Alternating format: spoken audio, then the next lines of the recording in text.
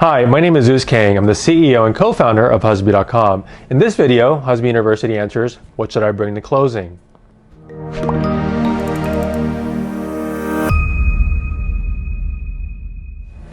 At closing, which typically takes place at the title and escrow company, you and any other parties listed on the agreement will need to bring two valid forms of ID, such as a government-issued driver's license or a passport.